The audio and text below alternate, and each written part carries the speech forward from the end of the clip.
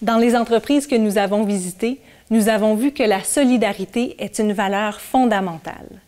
Elle se manifeste d'une part dans les relations entre les employés et le travail d'équipe, et d'autre part dans la gestion de la diversité au sein de l'entreprise et du conseil d'administration.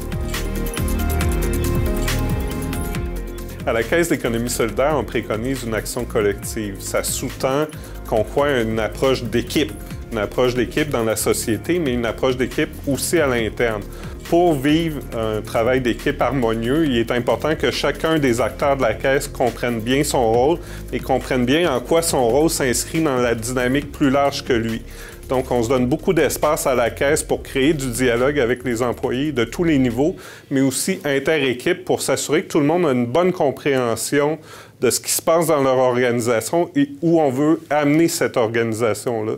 La communication, c'est ce qui est fondamental à la Caisse d'économie solidaire pour son succès. Pour favoriser et promouvoir le travail d'équipe, premièrement, ça commence dès l'entrée d'un employé.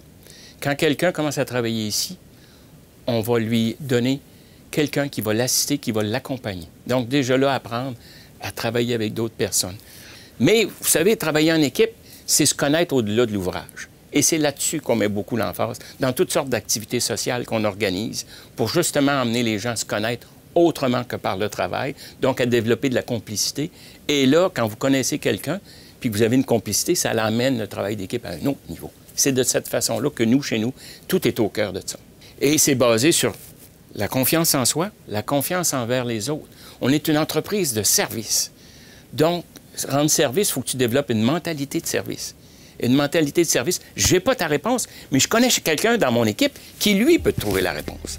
Et c'est comme ça qu'on réussit ensemble. Des exemples qu'on a faits pour forcer le travail d'équipe, parce que les silos apparaissent naturellement dès que tu tournes le dos. C'est naturel dans une entreprise, la création de silos. Ici, si on fait le tour, il n'y a pas de bureau. Il y a juste les finances qui ont un bureau, puis le directeur général, parce qu'il est toujours en réunion. Mais le reste, c'est en air ouverte. Donc déjà, on vient de niveler le rôle et les responsabilités des employés, de dire, regarde, on travaille ensemble, il n'y a pas de silo. On essaye beaucoup de créer aussi des cellules multifonctionnelles. Ça a bien marché. Donc, pour des projets majeurs, on a mis plusieurs personnes ensemble, puis OK, maintenant, réalisez-le. Des fois, les compagnies passent dans des phases. Il y a des phases où tu dois te concentrer dans l'opérationnalisation, donc tu te concentres à optimiser des tâches.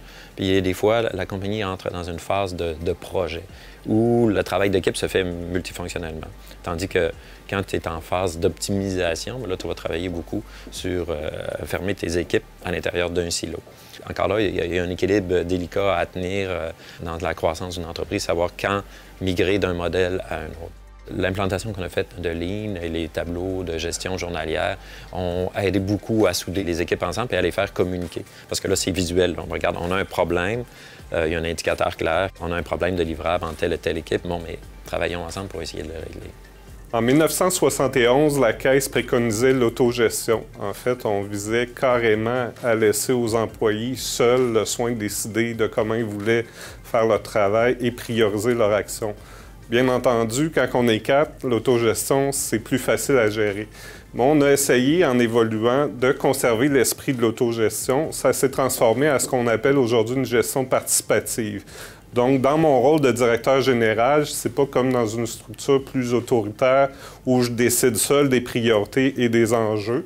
C'est que j'ai un travail d'analyse et, bien sûr, de recommandation, si on veut, et parfois aussi de directive. Il ne faut pas se compter d'histoire, mais on essaye d'utiliser ça le moins possible. Ce qui est important pour moi dans mon leadership et dans le leadership que j'attends de mes gestionnaires, c'est qu'on arrive à construire un espace où il y a du dialogue avec les employés pour s'assurer que les gens comprennent bien pourquoi ils doivent faire les choses et en quoi ça contribue à la réalisation de la mission de la Caisse. Pour nous, la tâche, c'est pas une fin en soi. Ce qui est intéressant, c'est la tâche qu'on réalise, qu'on comprenne, qu'elle nous permette de construire un projet beaucoup plus grand que nous, qui est celui de construire une société plus juste.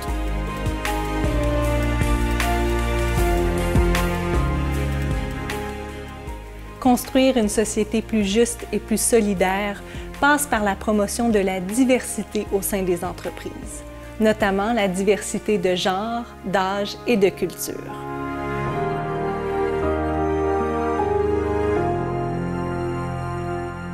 La grande équipe de recyclage Vanier est composée de plusieurs personnes qui sont issues d'avenues différentes.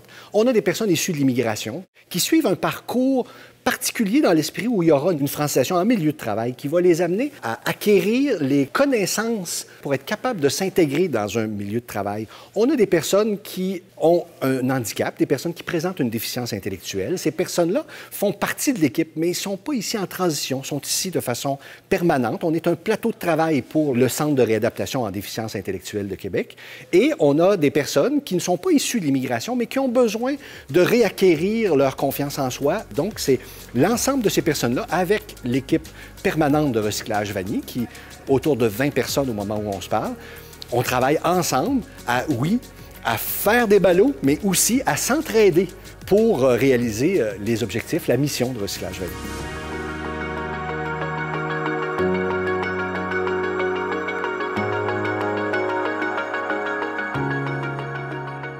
La diversité doit aussi se retrouver dans la gouvernance des entreprises, notamment sur le conseil d'administration. La force de notre conseil d'administration, c'est certainement la diversité. D'abord, il y a autant d'hommes que de femmes sur le conseil d'administration. Il y a des personnes qui proviennent du milieu de l'économie libérale, des personnes qui proviennent du milieu de l'économie sociale et des personnes qui proviennent de l'administration publique. Ça fait toute qu'une belle expertise lorsque vient le temps de prendre une décision au sein du conseil. La valeur de la solidarité s'exprime aussi par la capacité des entreprises à créer des partenariats, que ce soit localement ou globalement.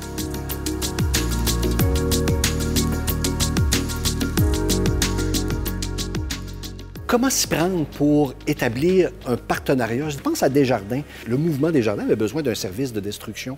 On leur a présenté une offre de service à bénéfice partagé, à juste prix et à bénéfice partagé. Ils voulaient faire des économies. On leur a dit qu'on était en mesure de le faire si on était partenaire avec eux.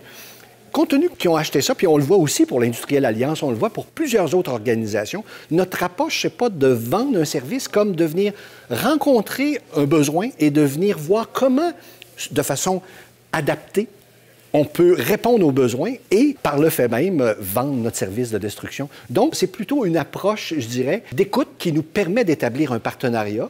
Une fois qu'on a bien entendu le besoin, reconnaissant les nôtres, on arrive avec une formule qui répond aux besoins des deux parties. C'est pas juste un prix qu'on vend, c'est une volonté d'optimiser le service dans le but de réduire les coûts. Le coût va probablement être plus bas, mais c'est de fournir le juste prix. Et s'il y a des bénéfices, on les partage. C'est une approche, je dirais, qui est liée à nos valeurs, qui est liée à cette valeur-là d'ouverture et, je dirais, communautaire, cette valeur de travailler ensemble et non pas d'être qu'un fournisseur. Le marché dans lequel on est, c'est un marché dans lequel on retrouve beaucoup d'entreprises qui vont vendre un prix et qui peuvent bien le faire. Mais nous, c'est davantage un partenariat qu'on vend. La coopération est toujours un défi. Un défi de s'assurer que les projets correspondent aux besoins des populations. Nous, on travaille vraiment en dialogue participatif avec les populations et on dit que le projet est pour et par eux. Et le par eux est important.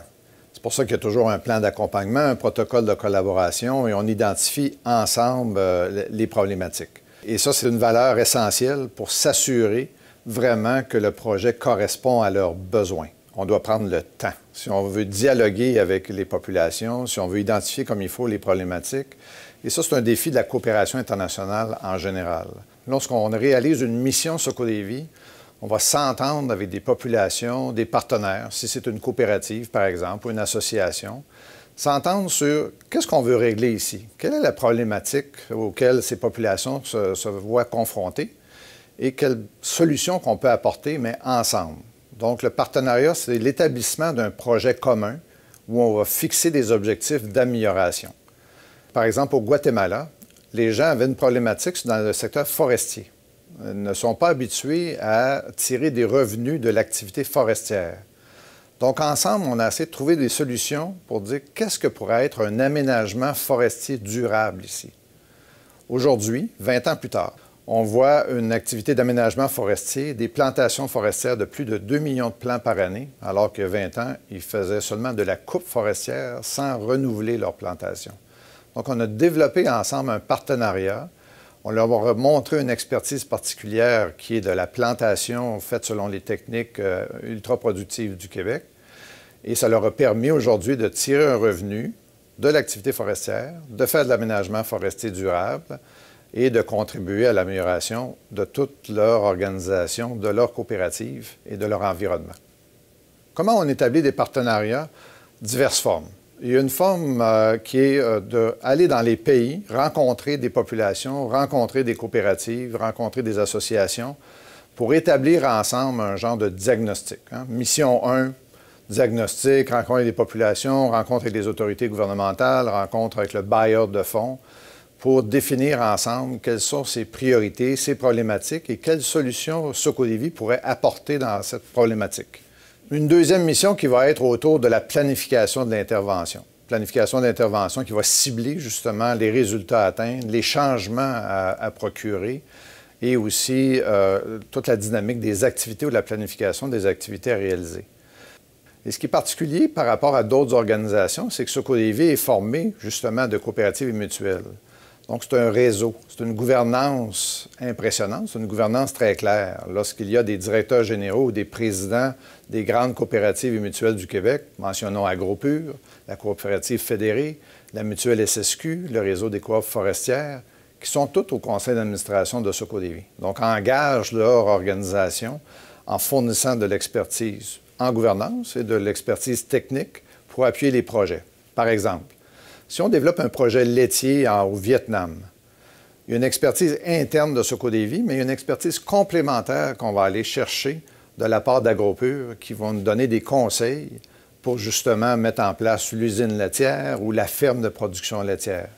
Même chose dans l'assurance. Si on dit on veut faire de la micro-assurance santé pour des populations à faible revenu, bien, nos experts d'assurance, ils viennent de notre réseau de mutuelles d'assurance du Québec, où ils vont faire les calculs actuariels avec nous. Ça, c'est très particulier dans le marché de la coopération. Et ces expertises fournies par AgroPure, Coop fédérée, forestière, etc., sont des expertises gratuites qui sont transférées à Socodévie. Donc, sont complémentaires au travail fait par les 30-40 employés ici et les 300 employés qui travaillent pour nous dans le monde.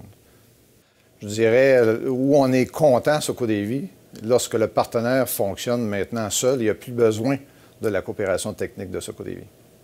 L'exemple de Socodévie nous permet de comprendre la variété des partenariats qu'on peut retrouver entre les pays du Nord et du Sud. Socodévie nous permet aussi de bien saisir la distinction essentielle qu'on doit faire entre aide humanitaire et solidarité internationale. La solidarité internationale, c'est un grand concept. On pourrait diviser l'aide internationale, on entend souvent parler, l'aide humanitaire. L'aide humanitaire, c'est quelque chose de très spécifique pour des situations de crise humanitaire, évidemment. Il y a aussi l'aide plus au développement. Ça, c'est plus de la coopération technique, la coopération qui va résoudre des problèmes de développement et faire avancer les pays.